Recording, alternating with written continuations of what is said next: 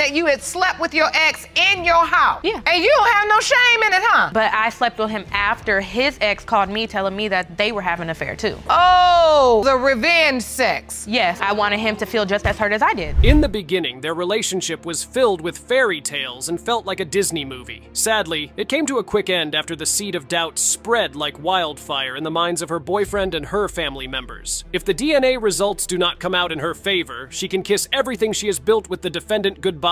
Here's how she started her case. Ms. Hendricks, you were once in a committed relationship with the defendant, Mr. Pacheco. Now you say the doubts about your 6-month-old son Isaiah's paternity has destroyed your relationship and torn the rest of your family apart.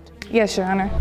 Even her brother isn't on her side in this situation. I wonder how that happened. Anyway, Ms. Hendricks claimed their relationship was love at first sight, and even before they ever met in person, she already loved Mr. Pacheco with all her heart. But all that went down the drain when she found out she was pregnant. And so at some point, you realize you're pregnant? Yes, and we was both happy. It was like very exciting, like the whole pregnancy, up until I was about 7 months pregnant, when my brother and him had a conversation, and my brother told him that he possibly may not be the father because he's seen the ex around. Well, you heard, baby daddy. All right. No one is going to see messages like that and not immediately have doubts. The funny thing is, Mr. Pacheco actually does love Ms. Hendricks very much, but those doubts were making it hard to trust her one bit. But baby mama said everything was based on rumors, and they weren't true. Could she be lying? When I was 7 months pregnant, that's when it came from my own brother that he thought that he was possibly not the father. And then we got past that. Like, he left me when I was 7 months pregnant. The whole pregnancy, the rest of my pregnancy, I was by myself on. Which was very depressing. Hold on, the mailman's baby? What the hell has baby mama been up to? From the looks of it, she's been having some funny business with other men while her boyfriend is away. In the midst of the drama unfolding in the courtroom, baby mama proceeds to drop a shocking revelation, and trust me, it was mind-blowing. Here's what she said. I was talking to a close family member on the phone, on speakerphone, because I was doing the dishes, I was busy. So the person was like, well, I seen such and such, and he thinks that he's Isaiah's dad. And I'm like, what? Like, I was shocked.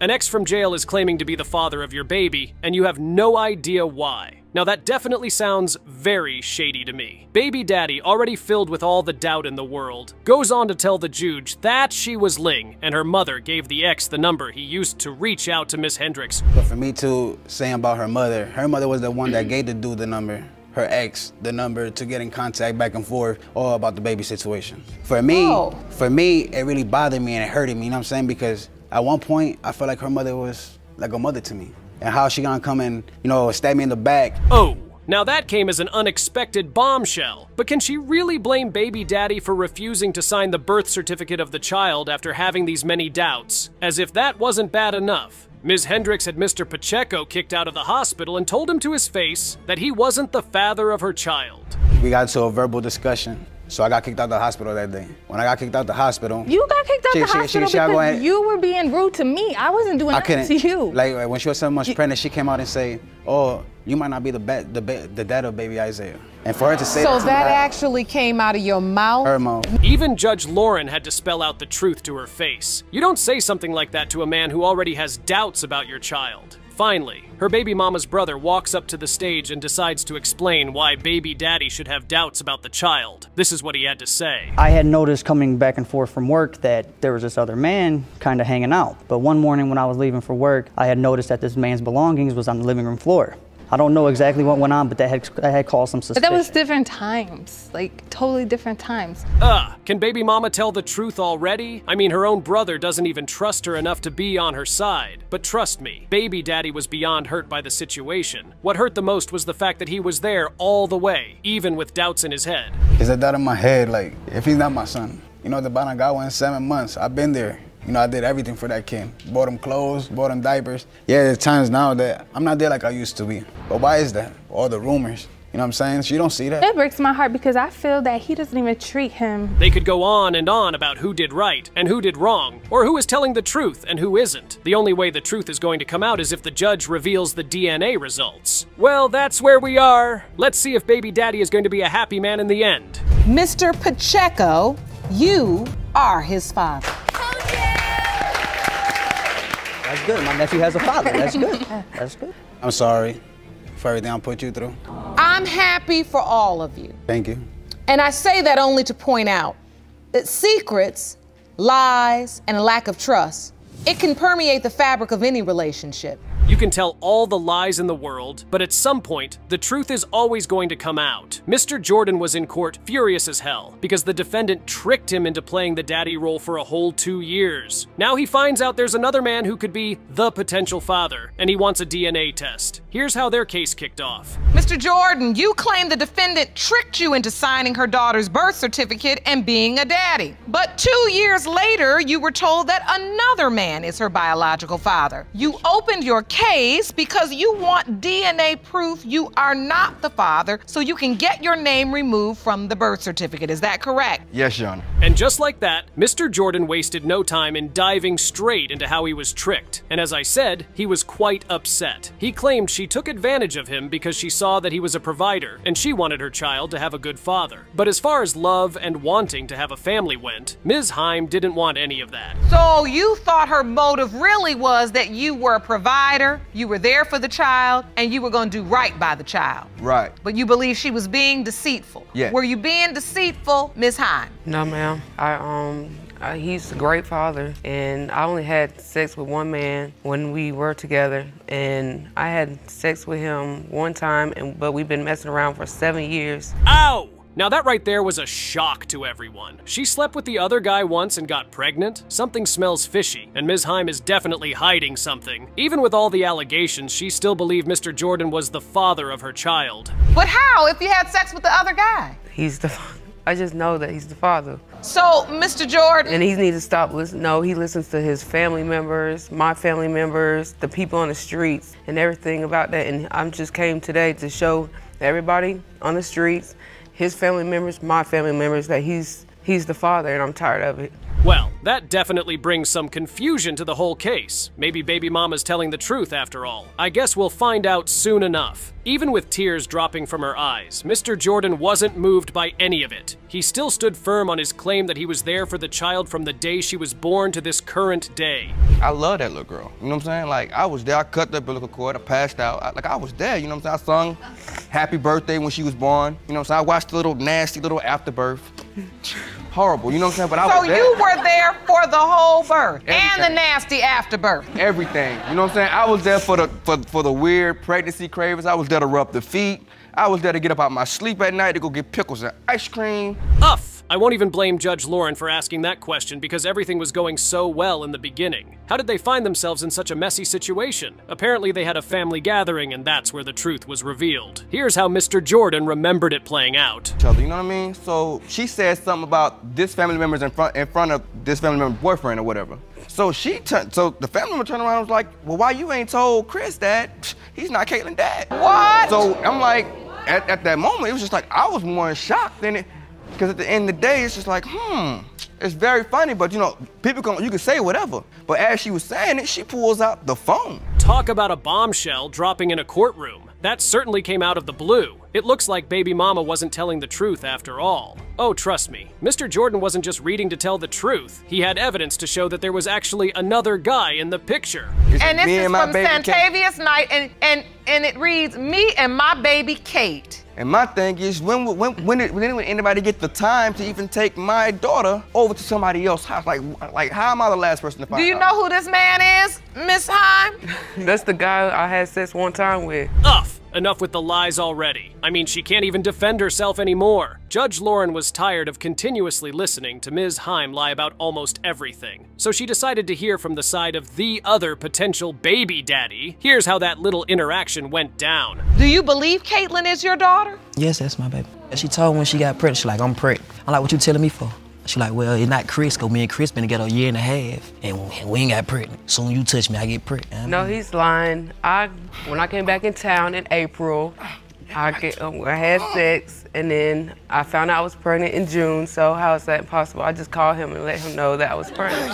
Ouch! Even for both men, that's definitely going to hurt. All this while baby mama was playing games with both men. They had no idea. Wow. Her lies got so bad that the judge was starting to lose her cool in the courtroom. Talk about a web of lies and deceit. Ms. Heim sure knows how to lie. What is the plan, though? I mean, I realize now that there is a web of deceit, but I'm still not too clear on what is the plan. To show that Caitlyn is the father. I mean, Christopher is the father of Caitlyn, because I'm tired of this. I'm tired of my family saying he's the father. But you sleeping with him. Was. After much scolding and revelations from both men, baby mama finally decided to tell the truth. She claimed she honestly had no idea who the father of her child could be out of the two men present in the court. Can we say, in this moment, that it is the truth that you do not definitively know which one of these men is her biological father? I don't know. You don't know. It's okay, because when you tell it, it can't hold you hostage anymore. It can't. You're in your own prison. Well, we're at the last junction and we need the truth. After roping two men in her web of lies and deceit, the judge decides to ease the tension and reveal the DNA results. Who do you think the child's father is going to be? The biological father is Mr. Jordan. Mr. Jordan, you are Caitlyn's biological father. Mr. Knight, I know you really thought Caitlyn was your biological child. How are you feeling in this moment? At the end of the day, in life, you can't, For Mr. Broussard, he had taken enough of his wife's lies and was ready to break free of the shackles of her deceit. His one-year marriage was on the verge of collapse due to his doubts about his child. He hoped that the DNA test would come out in his favor and that he would be able to save his family. Here's how their story began in the courtroom. Mr. Broussard, you opened your case hoping the court will grant you a paternity test so you can prove you are not the father of 4-month-old baby Charles. You say your one-year marriage to the defendant is on the verge of collapse because of paternity doubt, and you need this test to save your family. Is that correct? Yes, Your Honor. As you can see, Mr. Broussard is not here to joke around. He needs answers, and he needs them fast. The judge decides to ask Mrs. Broussard how things have been in their home since the issue of doubts came up, and she goes on to say something shocking. He is so obsessed with my ex that he feels that I'm cheating on him every time I do something. We argue, we fight all the time. Me and him just are not getting along at all. How long has it been this way? Since the end of last year. There has been rumors going around in the neighborhood that we grew up that he is not the father of our child. Well, there you have it. His trust game with his wife is running at a minus. I wonder what she did to make her husband have zero trust in her. As you would expect, Judge Lauren asked him why he didn't trust his wife, and he had some evidence he wanted to show the courtroom. Here's his reason for not trusting his wife. There was 2 glasses on my table. I just got off work, and basically I walked in, and the cups looked freshly poured. You still can see the water dripping off of it because it's going to room temperature. So I asked, like, why is there another cup here? She basically said, I don't know. I said, well, you had in my house then. She didn't know. She said, I don't know? Yes. I'm siding with the judge on that one. If you claim it was just a family member who came visiting, why not just tell your husband it was a family member straight up? Looks like the lies are starting to catch up with Mrs. Broussard. Baby daddy, on the other hand, wasn't done presenting his evidence. He had more to reveal. Him and your wife are still communicating. They want to have a family, a baby together. They about to push you out the picture. What? Yeah, it blew my mind, so. Well, see, that's the thing about kids, though. They'll tell it, honey. And so you heard that she was still talking to the ex and they was gonna push you out the picture. And have a family. And have a family. The revelations just keep coming and coming. At this point, one can only ask what baby mama has been up to while baby daddy has been away. Now trust me, this isn't even the craziest part of Mr. Broussard's evidence showdown. Apparently, his wife had been receiving X-rated photos from her ex. Taking a picture with his gentleman in his hand, sending it to my wife. So her ex basically sent a naked photo? Yes. Because this is from the ex? Yes. Miss Broussard, did your ex send you a naked photo? Yes, he did. But hold on, the tables were about to shift, and baby daddy was about to have his neck hooked. Mrs. Broussard didn't deny sleeping with her ex, though. She claimed the only reason she did it was because Mr. Broussard himself was secretly having an affair with his ex, too. A husband that you had slept with your ex in your house? Yeah. And you don't have no shame in it, huh? But I slept with him after his ex called me telling me that they were having an affair, too. Oh, so the revenge sex. Yes, I wanted him to feel just as hurt as I did. Oh, Lord. You say this happened in August. Yes. No, it happened in December. Oh, now that is just disgusting from baby mama. Sleeping with another man while you're 5 months pregnant? Come on! Anyway, even though baby daddy had an affair with his ex, he still claimed the baby looked very much like her ex-boyfriend. That child clearly has a different face structure. Do you feel like he looks like her ex? Yes, he do. No, he doesn't.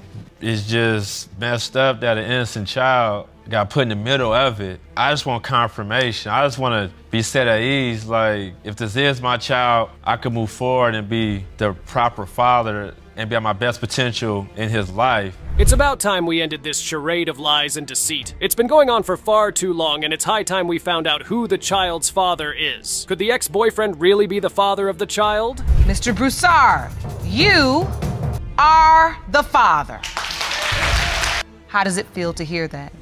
I feel a lot more better about the results. I still got love for him. As far as me and Helen go, you know, we have to work on our marriage and our differences. Pretty happy that this is my biological son. In this case, there was no shaking Mr. Vadeboncoeur's mind. He believed that the defendant was trying to pin a baby on him, and he just wasn't going to sit with it. He claimed he could prove that the baby wasn't his, and that Ms. Furnari was nothing but a lair. Here's how he started his case. Mr. Vadeboncoeur, you have petitioned the court to prove to Ms. Furnari that you are not the biological father of her 1-year-old son, Dawson. Yes, Your Honor. You claim you can prove you're not the father, and when today's results win your case, you want her out of your life. Well, Your Honor, there was really never no relationship. I met her over Facebook through my sister, and after that, I had unprotected sex with her. Now, Mr. Vadeboncoeur claimed he never had a solid relationship with Ms. Furnari. For him, it felt like a one-time sexual experience. But for her, trust me, it was a totally different story. She claimed they had been dating for 2.5 years. She tries to say that we've been together 2.5, 3 years. No, shortly after I met Ms. Furnari, I went away. I've probably seen her one time within 10 months. Were you in a relationship with anybody else during the time you were also sleeping with Mr. Vadeboncoeur? No, I was not. So how did he hear about you being with other men? I did tell him. You told him? Yes, I did. Wow. Looks like baby mama was busy while Mr. Vadeboncoeur was away. As he could recall, he wasn't in a relationship with Ms. Furnari all the time he was away, but when he got back, he received some of the most insane revelations. Here's what he found out. You know, Ms. Furnari is out there cheating on you. I'm one of the guys she cheated on you with. All right, now, I'll let it go. I was thinking he is mine. Now, I get to talking to another guy, and he tells me he's had sex with her, and I look at Dawson, and I look at him, and I'm thinking it's his kid. How did that affect you? I was sick of it. Could there be a motive behind baby mama claiming he is the father? I guess we'll find out. Here's where their story takes a plot twist. Baby mama had a witness, and the witness happened to be Mr. Vadeboncoeur's sister. Shocking, right? Well, she claimed she knew more about the situation, and here's how she told the judge. One night after we had all been drinking, she slept with one of the people that came to our little get-together. Is that the only time you caught her cheating? That's the only time I caught her cheating. I mean, I had suspicions, but... Why? Because of her talking on the phone, or...? Just different behaviors and stuff, and I told my brother this stuff, and I went to pick him up when he came home. Well, that definitely complicates the whole situation. Baby mama, for some reason, wasn't trying to defend herself in any way. With all the accusations thrown at her table, she just remained quiet. It got so bad that Judge Lauren had to ask her to say something. Defending yourself, you're not saying that's not true. What is your story? Were you sleeping with multiple men during the window of conception? No, I wasn't, Your Honor. All these so are why lies. are all these men coming up to him talking about they slept with you? They're not. Your Honor, it's all lies. Mutual too. One thing baby daddy could not wrap his head around was why random people would come to him and tell him that Ms. Furnari was sleeping around with different men. I mean, if it was one person who told him, you could say it was a rumor, but with multiple people, there has to be some level of truth to what they're saying. They know I have nothing to do with her anymore. Now, why would they constantly be lying to me about it? That's the question that I have. Your point is, what is the motive? Do they want to be with her? Do they want to keep you two apart? Your thing is, why are these people coming to tell me something they have no reason to tell me? I honestly don't know, Your Honor. I think they just want me to know who I was dealing with. Oh wow, I wasn't expecting that at all. Looks like baby daddy wasn't a saint either. But like he said, it was irrelevant in this situation. Mr. Vadabunkur had his own witness, and she had some crazy things to tell the judge. Here's her own side of the story. Ms. Knox, you are Mr. Vadabunkur's fiance. Yes. What do you know about this situation and Dawson's paternity? She did flake out a couple times. We had paternity tests and she flaked out. It's all about David. It's not about that baby when it comes down. She wants him. Honey, you're not getting him. Sorry. Secrets were being revealed in court one after another, but nothing was helping them get the closure they needed. So Judge Lake pulled the strings and decided to announce the result. Mr. Vadabunkur, you are the father. That's your son, David. That's fine. Now all this can stop and you could be his dad. Can I give my brother a hug? Through all this, I love my brother. Absolutely. You don't want to hug your sister? No, I don't. He doesn't want to hug Miss Vadabunkur. At the end of the day, if he needs me, that's my baby brother and I'm there. No matter what he may say, that's my brother. Ms. Robinson is here, looking all fired up, telling the judge she's tired of Mr. Smith's cheating accusations. She's standing her ground, saying she's 100% certain that he's the father of her twins. On the other hand, Mr. Smith is over there looking all doubtful, claiming that his paternity doubts are ruining their relationship. Ms. Robinson, you claim you are 100% certain that your boyfriend, Mr. Smith, is the father of your 2-month-old twins, Khalil and Keziah. You say you are tired of his constant cheating accusations and hope today's results will help save your family. Is that correct? Yes, Your Honor. Now, Mr. Smith starts spilling the tea, accusing Ms. Robinson of sleeping around with everyone and their mama. I mean, come on, really, Ms. Robinson is not having it. According to her, she's been with Mr. Smith for 2.5 years, given him 3 beautiful children, and all she's got back from him is crazy allegations. Have you been accusing her of sleeping with everybody, No, Mr. Your Honor. Smith? I don't accuse her with sleeping with everybody and her mama. It's only certain people I accuse her of sleeping with. Okay, and who are those people? What's going on in the relationship? Well, one situation, Your Honor, it's a neighbor upstairs.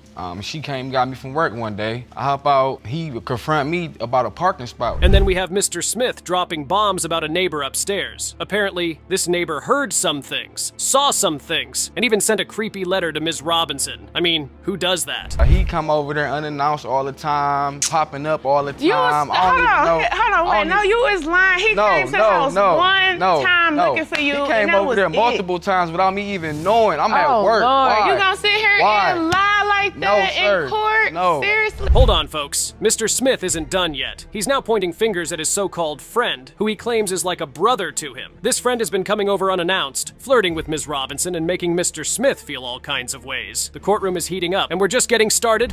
I'm more concerned about the fact that you are consistently accusing Ms. Robinson of having sex with people outside of your relationship, but I need to know what the proof is. Have you ever caught her? I have major proof. He don't major have no is proof. I was incarcerated from the 20th of July to the 3rd. Ms. Robinson is not having any of it. She's denying all the accusations, saying she barely even knows this friend of Mr. Smith. But Mr. Smith is adamant, saying he's seen them giggling, laughing, and walking together. The tension between these two is off the charts, and we're here for every second of it. Was Mr. Smith at the birth with you? No. When I went to the hospital, he had left to get some food. And when he went to go get some food, the babies end up coming. He missed it, but he was up there, and then he came and seen my babies, and he gonna go out in the hallway and tell my mama, my babies look like somebody else. They did. Neither one of them look like me. And then we have Mr. Smith dropping the bombshell about Ms. Robinson being a screamer. Yes, you heard that right. Apparently, the walls in their apartment are paper thin, and the neighbor upstairs can hear everything. I mean, talk about awkward. The judge is trying to keep a straight face, but you can tell this case is getting crazier by the minute. The other reason why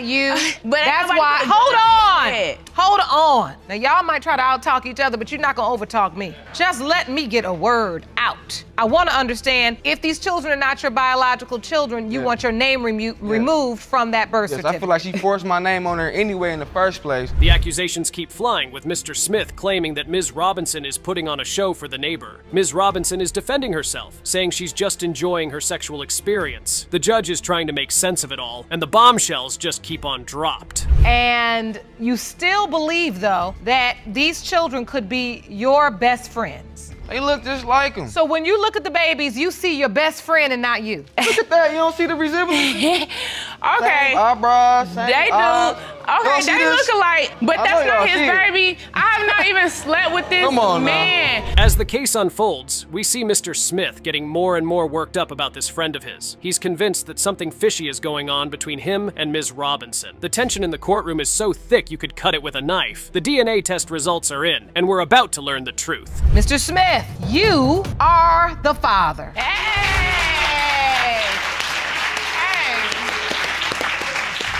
What are you feeling in this moment, Mr. Smith? We been going through a lot of stuff, man. I'm feeling like, man, I'm just feeling relieved. We been going through a lot of stuff, and a lot of, and accusing you all the time. And I apologize from the bottom of my heart. You won't have to worry about it no more. Mr. Johnson is denying that he's the father of Ms. Walters' 2-year-old daughter, Amir. He's calling her a shady manipulator. Well, this is starting off spicy. Ms. Walters is not having any of Mr. Johnson's denial. She's here to prove that he's the father and wants him to step up to the plate. Let's see how this unfolds. Mr. Johnson, you admit you engaged in a sexual relationship with the defendant while you were traveling for work, but deny her claims that you fathered her 2-year-old daughter, Amir, because you say Ms. Walters is a shady manipulator. Is that correct? Yes, Your Honor. Ms. Walters, when you proved to him that Amir is his daughter, is that correct? Yes, Your Honor. Now, Mr. Johnson is spilling the tea, saying that things were shady from the get-go when he met Ms. Walters back in 2015. They met on a dating app and things escalated pretty quickly. Mr. Johnson, why did you question Ms. Walters' character from the moment you met her? Because things were shady from the first day when I met her. I mean, I met her back in 2015, November, and I was just out of town, just looking to have some fun. And probably three days later, we met, and we ended up sleeping together. So how did you meet? We met over a dating app. Hold up, did he just say that her wedding ring fell out of her pocket while they were getting intimate? That's a red flag if I've ever seen one. Ms. Walters, you had your wedding ring in your pocket? The particular day that he's talking about, my wedding ring did not fall out of my pocket. The day that my wedding ring came about, it was me and 2 of my friends, well, one of my friends, I brung over for his friend, and I had my wedding ring in my pocket, and I pulled it out and put it back on. And he was like, what is that? Exactly. Ms. Walters is quick to defend herself, saying that the wedding ring incident didn't happen the way Mr. Johnson claims. This is getting juicier by the minute. But Mr. Johnson drops a bombshell of his own. Turns out he's married and has a whole girlfriend on the side. Talk about the pot calling the kettle black. I already know what's up with you. What do you know?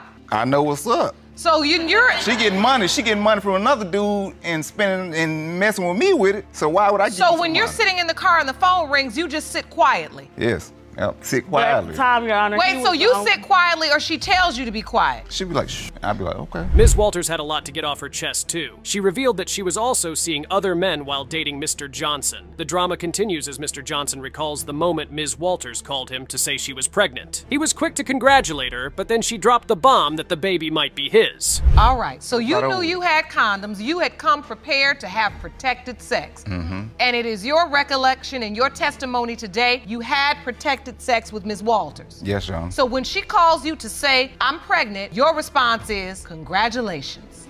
As the tension rises, Mr. Johnson questions where the money she received from another man went. Ms. Walters tries to explain, but things are getting heated in the courtroom. The phone call incidents in the car are brought up, with Mr. Johnson revealing that Ms. Walters would hush him up while talking to other men. Who is this other guy he's talking about?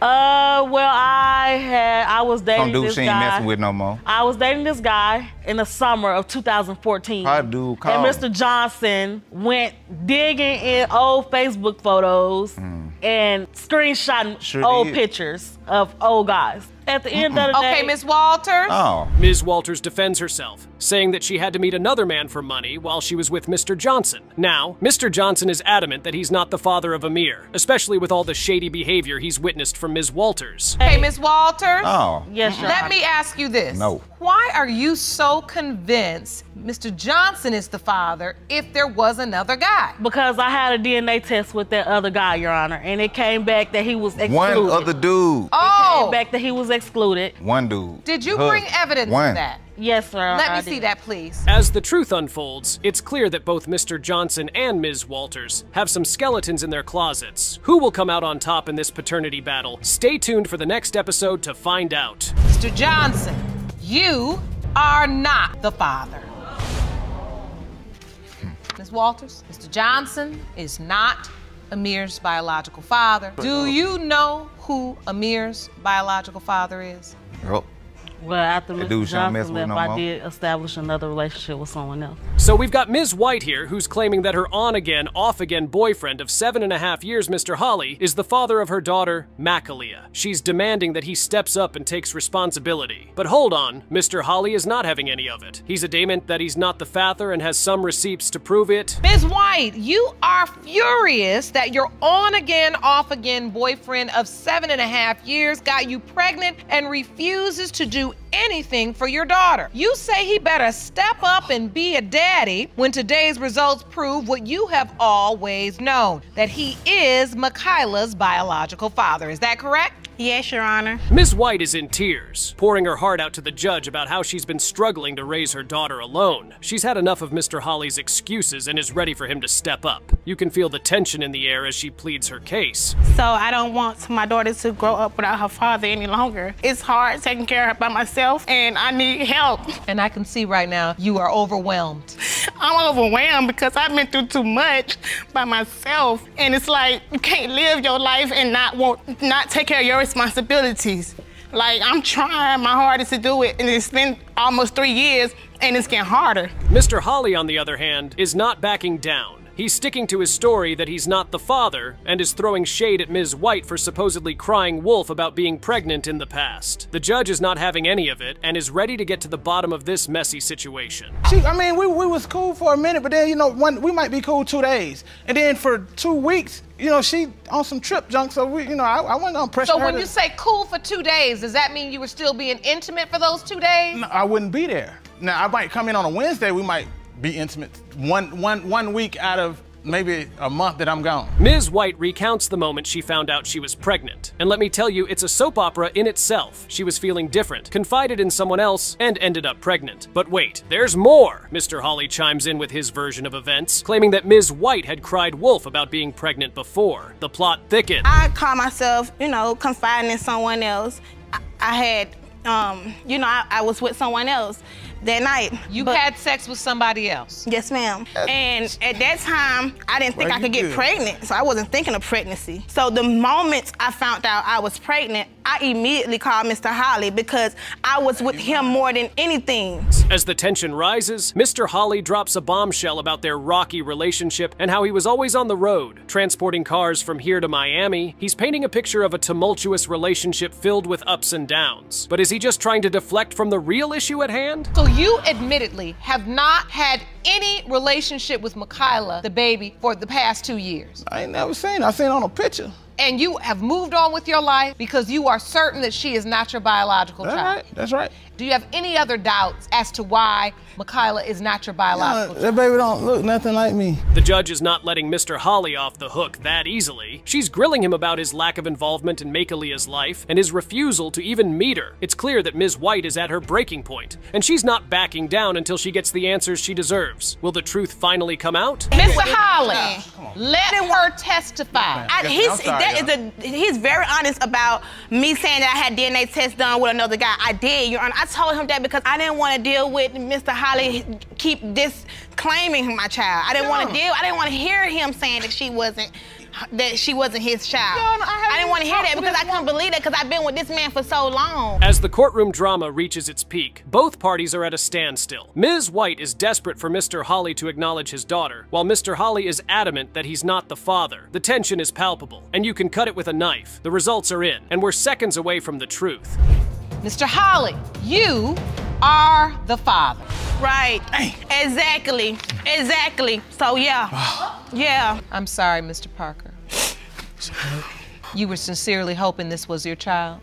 I would too. Miss Walton is here because she's convinced that her high school sweetheart, Mr. Cherry, is the father of her 1-year-old son, Josiah. But Mr. Cherry? Oh, he's not so sure. He's claiming that Miss Walton has been cheating on him left and right, and he's got some serious doubts about little Josiah's paternity. Miss Walton, you say your 9-year relationship with your high school love is in jeopardy because he denies fathering your 1-year-old son, Josiah. Is that correct? Yes, Your Honor. Mr. Cherry, you claim that Ms. Walton cheated constantly constantly with another man, and you are 100% sure that he is the father. Is that correct? Yes, Your Honor. Now, Miss Walton is laying it all out on the table, telling the judge that Mr. Cherry has been denying Josiah, treating him differently from their other kids, and basically just not stepping up as a father. That's my high school sweetheart, you know, so I actually have a lot of love for her. You know, I have deep feelings and emotions for her. So I'm here today just to let her know that Josiah is not mine through the cheating and the lies. There's a lot to lose. I mean, you have this 9-year relationship, your high school sweetheart. Tell me when it started to go wrong. It started to go wrong around the time that after high school. You know, we was on and off. I lost contact, so it got kind of... But hold on a minute. Mr. Cherry is not backing down either. He's here to set the record straight, claiming that their entire 9-year relationship has been built on lies. Lies, lies, and more lies. And he's not about to let Miss Walton off the hook that easily. So you said you did what you wanted to do and she did what she wanted to do. Does that mean you all were dating other people and seeing other people? If he cheated, I cheated. If he lied, I lied. Do unto others as you want done to you. It was pretty much fighting fire with fire. So you all were in a tit for tat. Yes. He cheated first. Okay. I did that. As the judge digs deeper into their relationship, it becomes clear that things started going downhill after high school. Miss Walton and Mr. Cherry were on and off, dating other people, and engaging in a whole lot of tit for tat. Cheating, lying, and controlling behavior were all part of the mix. It's like a soap opera, folks. Basically, when I was with him, I didn't get conceived with Josiah until the week of Thanksgiving, which is on Thanksgiving Day, due to us eating and enjoying family. Way before you know, and we end up having sex. That's when my son was conceived. But when my son was conceived, I had stopped messing with my ex. Miss Walton admits to cheating after Mr. Cherry strayed first, and it was a whole mess of drama from there on out. But the real bombshell drops when she reveals that she was seeing her ex around the time Josiah was conceived. Cue the gasps. You're the one having the children in the relationship. Yes. So when it comes to Josiah, you've admitted that just the week prior to having sex with Mr. Cherry, you were with an ex. Yes. That makes the conception dates way off. Rocky. Uncomfortably close. Rocky. Mr. Cherry is not having it. He's adamant that Josiah is not his son, pointing to the timeline of events and the fact that Miss Walton was still involved with her ex around the time of conception. The tension in the courtroom is reaching its peak, folks. This is when I went to my family member's house. This is what she told me. She said that a guy that came over that looked something similar like me but had goals in his mouth.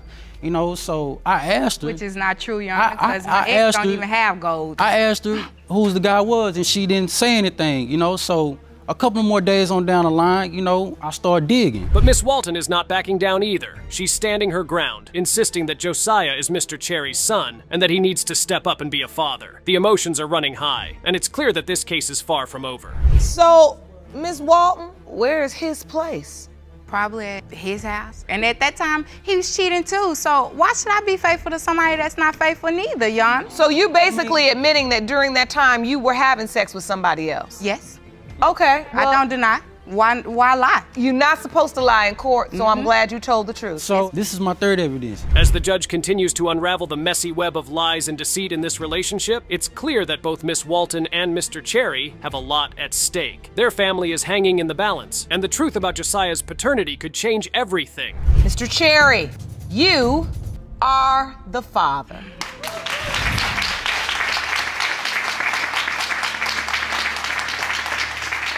Feels good to hear that? Yes.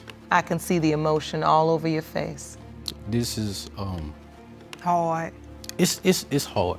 A year worth of denial being called. I mean, this HOE. Hold on, Miss Walton. This is. So this case starts off with Miss Cousin and her mom dragging Mr. Bell into court, fed up with his shenanigans. They claim he's the father of Miss Cousin's 7-month-old son, Taquan, but Mr. Bell is dodging them like he's in the Matrix, blocking all contact and denying he's the daddy. And guess what? He's got a girlfriend of 6 years he's been cheating on. Talk about a love triangle gone wrong.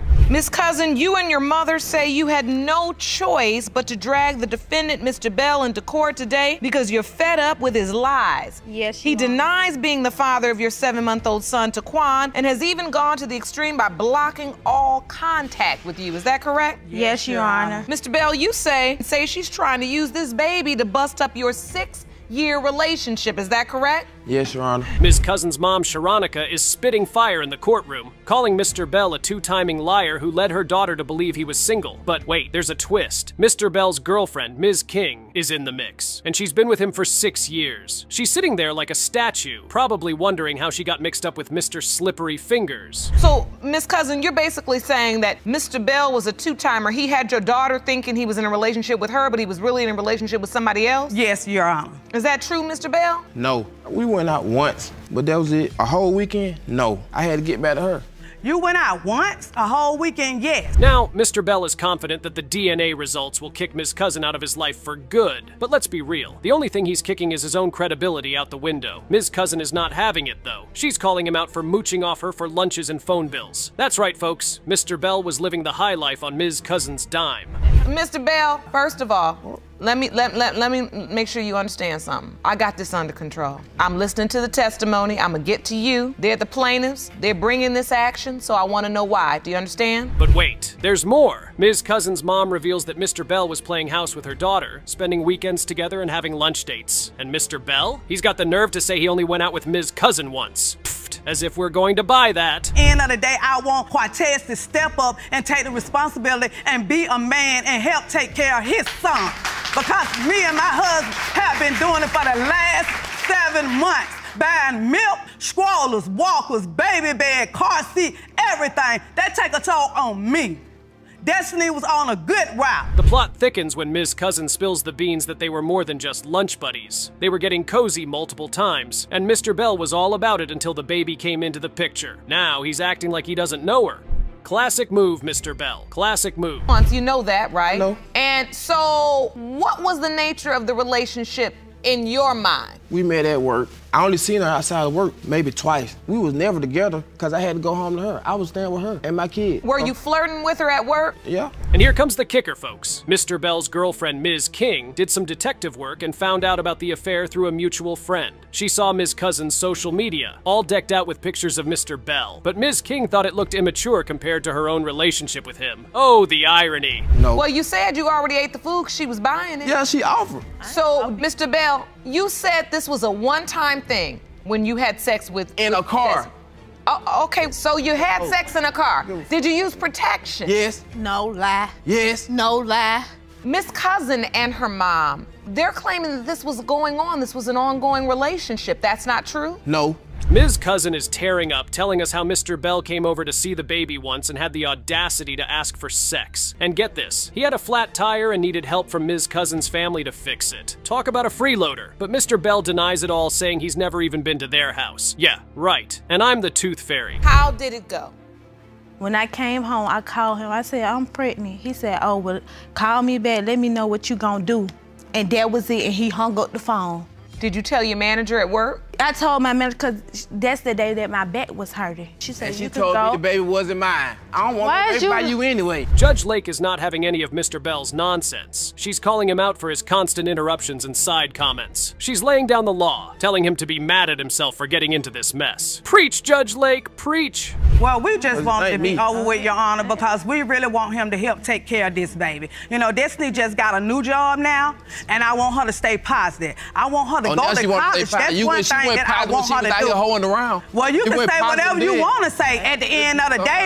How you know what she was doing when you... All right, let's get some order. Let's get some order. Now, Ms. King is finally speaking up, and she's as quiet as a church mouse. She's never heard about Mr. Bell visiting Taquan or anything about a flat tire, but she admits her father has an Impala, which is the car Ms. Cousin mentioned.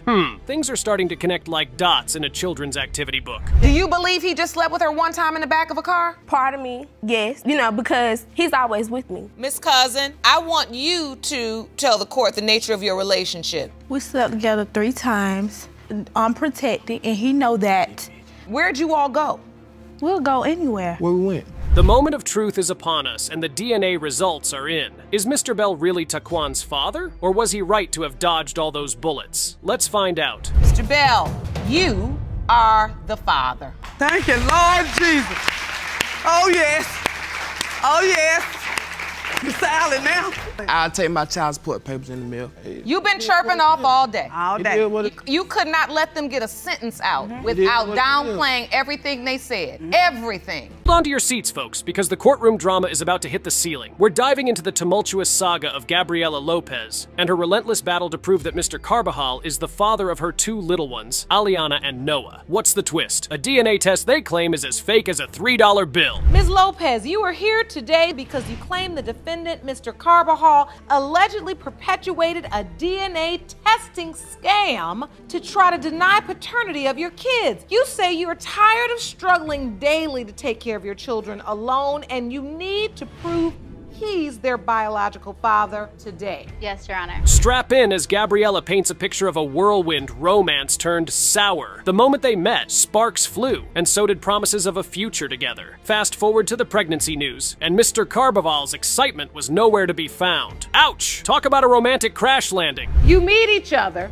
Yeah. Yes. Because I'm trying to figure out why was there ever doubt in the first place. Well, I met her through a social network. She told me, hey, come see me, you know, for the weekend or just one night. So I went to go see her. And that day that I went to go see her, she'd be like, we basically had sex that first night. It was Boom. not that yes, first night. It was. No, yes, it no, was it the first wasn't. night. Yes, No. it was. Yes, it was. No, it was not. Yeah, whatever. Just when you think it can't get messier, Mr. Carbajal's sister throws a curveball. She's got doubts bigger than the courtroom. According to her, the kids might as well be strangers in their family portrait. And Judge Lake? She's on the edge, folks. Her patience thinner than ice in spring. They're saying they were at the hospital. You say they weren't? They were at the hospital after they were born. I was there when Aliana was born, when she was being pulled out of my daughter. Second time around, he wasn't there either for the Noah's birth. I was there for Noah's birth. I was there for both babies. Why could I be? Why is it? Because you were never Yeah, I was around. gonna You go. changed your phone number. Mr. Carbajal steps up with a soap opera-worthy twist. Concerns over a cleft lip that's missing from his family's genetic menu. Gabriela counters with a calendar mix-up defense that could spin heads faster than a merry-go-round. This courtroom has turned it into a battlefield of genetics. You have an issue regarding the fact that he has a cleft lip. You say no one in your family's ever been born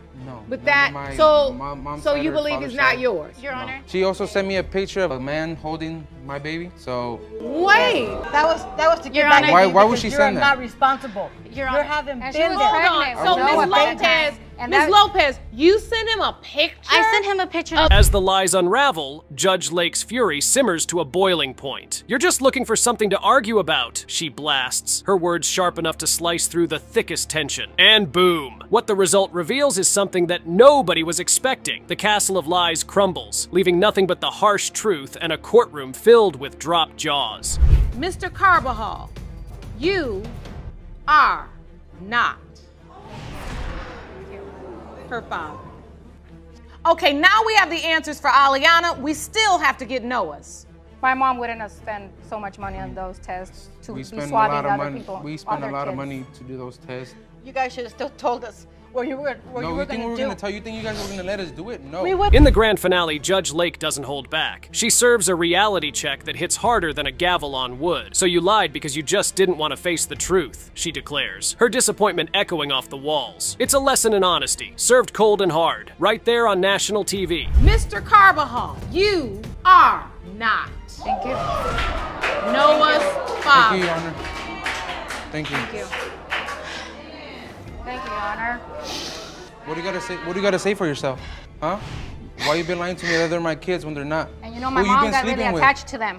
Fasten your seatbelts because the courtroom drama is about to go full throttle with a tale of emotional manipulation that could make even a soap opera blush. Ms. Renfro is aiming to prove Mr. Toozy is the reluctant father of young Kendall who's caught a genetic disease allegedly from Papa himself. Ms. Renfro, you claim you are 100% certain that the defendant is the father of your 6-month-old son, Kendall. You say Kendall was born with a serious medical condition and believe it was genetically passed down by the defendant. And that's why today's paternity results are critical. Is that correct? Yes, Your Honor. The plot thickens as Mr. Toozy spills the beans with a shaky voice and evasive eyes. He admits to memories of intimacy with Ms. Renfro, oh yes, but claims protection was always in play. Wait for it, because he can't remember texts suggesting he might not be the daddy. Oh, the convenient amnesia strikes again. Judge Lake is having none of it. Her eyebrows might just hit the ceiling. He don't want to take financial responsibility. He hasn't been there. He wasn't there through my pregnancy.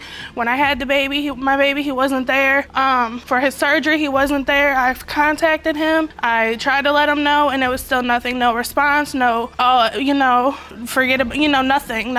And just when you think it's all said and done, Ms. Renfro throws a curveball that would make a major league pitcher proud. She insists Mr. Toozy's stomach issues, passed through genes, must mean he's the dad. But plot twist, Mr. Toozy denies any such belly bumbles in his family tree. The courtroom's heating up, and Judge Lake's gavel isn't the only thing ready to strike. Your Honor, I seen him one time. I went over her house one time, and that was it, and I realized the baby just don't look nowhere near like me. So you admit that you have not stepped up to the plate for the baby because you truly don't believe this child is your child? Yes, Your Honor. I mean, I looked at the baby. Look, the baby looks way too white. Okay, I'm white. So Ms. Renfro, I'm white.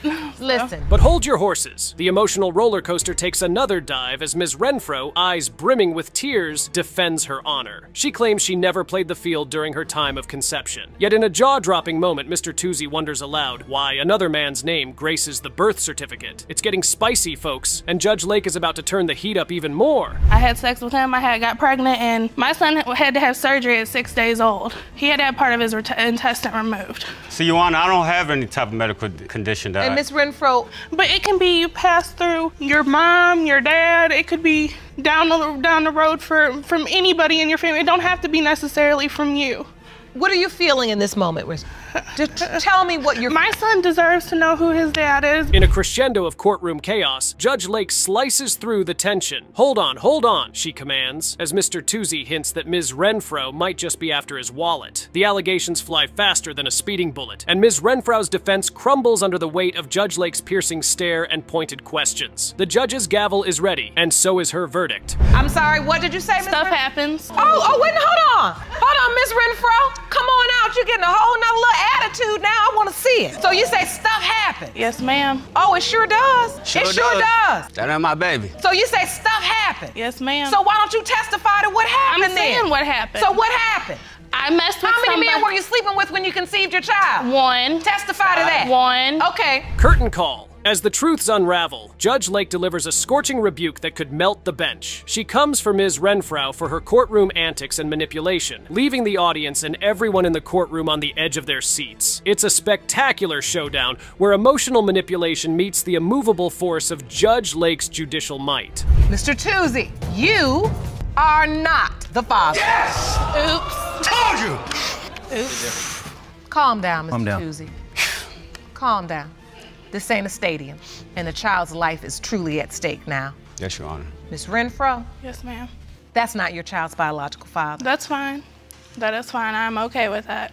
Do you know who is? Yes, ma'am. Oh, no. All aboard the drama train as we chug into the station of irresponsibility and denial. Watch your step, because things are about to get slippery with Mr. Kaiser's case, where disbelief and disavowal of fatherhood reach peak levels. And Judge Lauren is not letting anyone off this ride without a truth ticket. Ms. England, you say that you and Mr. Kaiser have been together for 6 years, have a 3-year-old son together, but claim he's now denying your 6-month-old son Isaac, and you're here to prove that he is the father.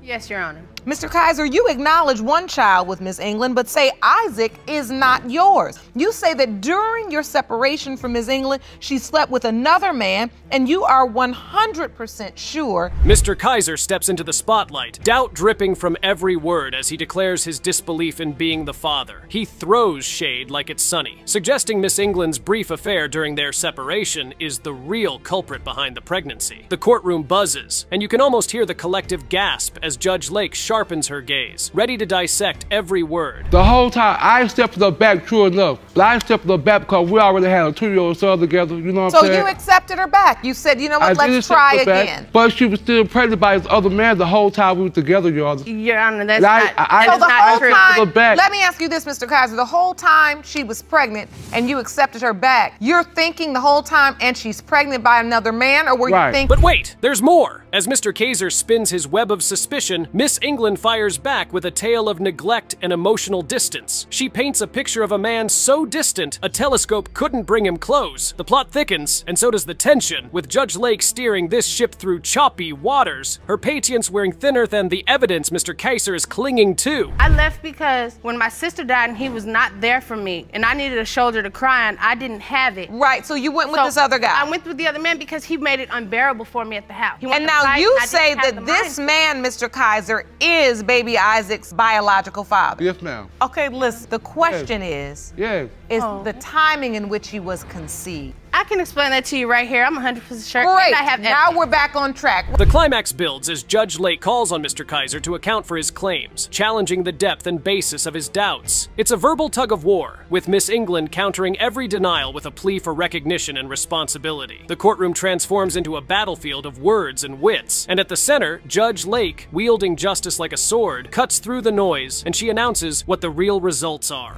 Mr. Kaiser, you are not the father. Are you sure? I'm sorry, Mr. Kaiser. You sure? Are you sure? I'm so sorry. Oh, I'm so sorry. It's gotta be a mistake, right? It's a mistake, right? I am so sorry, but it is not a mistake. You are not baby Isaac's biological But he can be his father. In a moment of courtroom drama gold, Judge Lake delivers a reality check that lands like a thunderclap. "You all still arguing now?" she thunders, her voice echoing off the walls, loaded with disappointment and disbelief at the childish antics unfolding before her. It's a lesson in maturity served up Judge Lauren style, spicy and unfiltered. It doesn't matter if DNA or not, he can be that boy's father. Just because he has a daddy that don't care, why can't he be the daddy that does? We've been through hell and back. 6 years. We've been homeless together.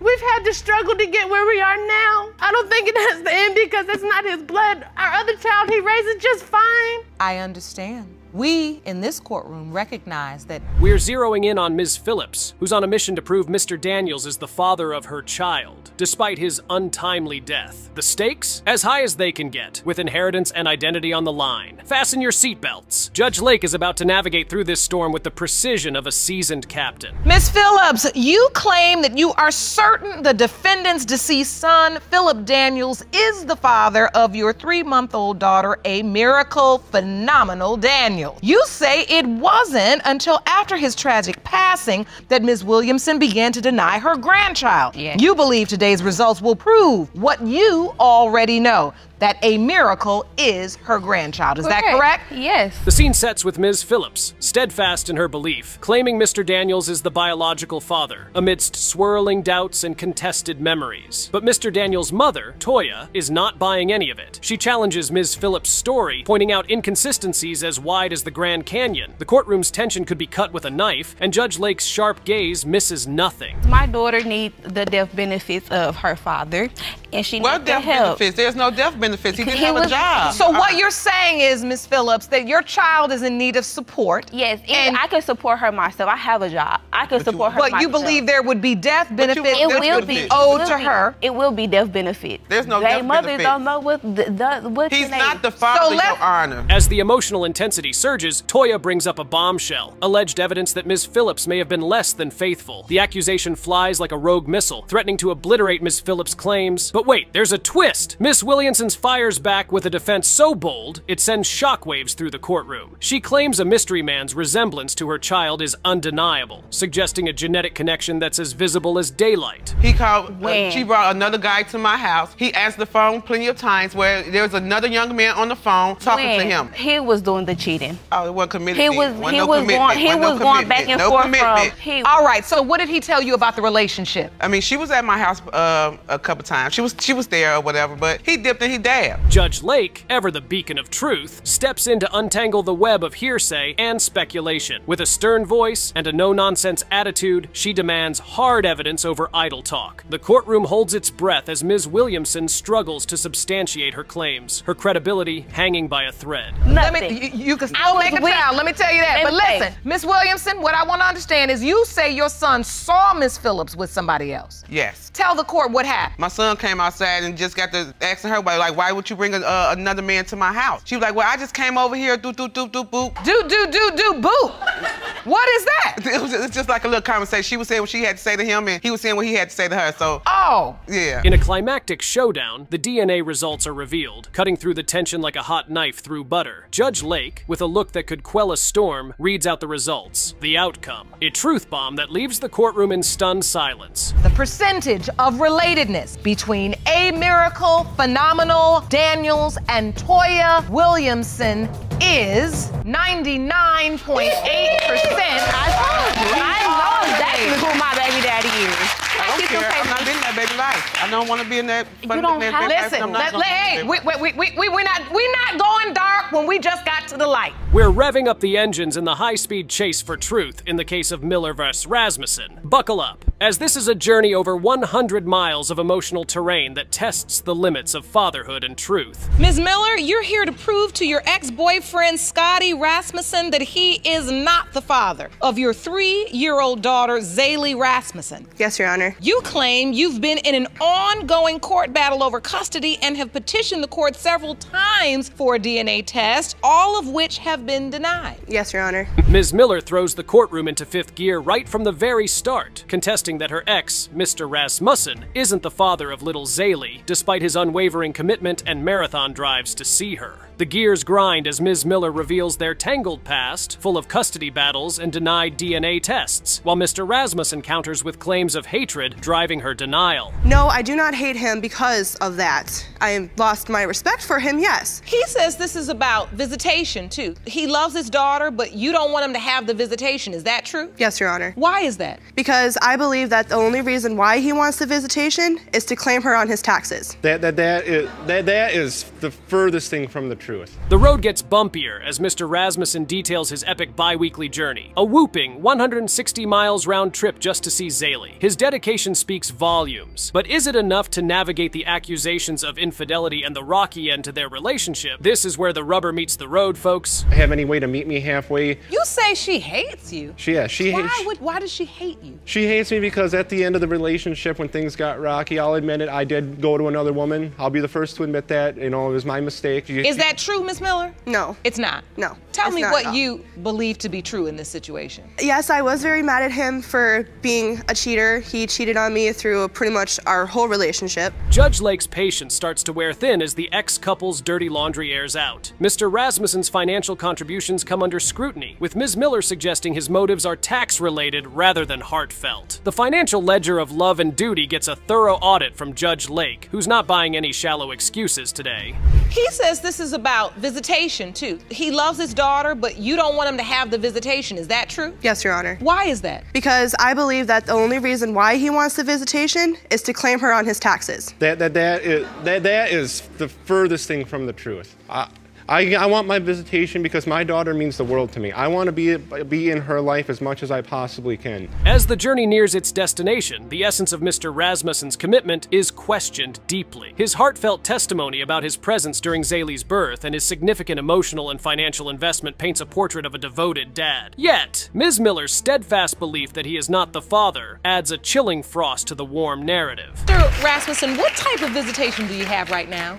Right now, it's every other weekend, but I've had to jump through so many hoops to get to this point. At first, it was that fly-by-night, just make a date whenever you want to and, you know, go from there. But obviously, that didn't work. And then sometime after that, we started out where I had to sit with Miss Miller and my daughter at a park for 4 hours once a week for 4 weeks. And then after that, I got her for 4 hours. In a dramatic conclusion, Judge Lake steers the case to a heart-stopping halt. The DNA results are in, and the truth is laid bare, leaving no room for doubt. The courtroom's atmosphere thickens with tension and disbelief, all while Judge Lake highlights the real victim in this high-stakes drama, little Zaylee. It is Miss Miller's reaction that pisses her off, and she gets the short end of Judge Lake's temper. Ugh, what a mess. Mr. Rasmussen, you are not the father. Miss Miller. Be respectful. I'm sorry. Miss Miller. I'm sorry. That's a lot of nerve considering the alternative is somebody that don't want nothing to do with you or your child. I'm sorry. That's a lot of nerve. You just showed me where your priorities were right there.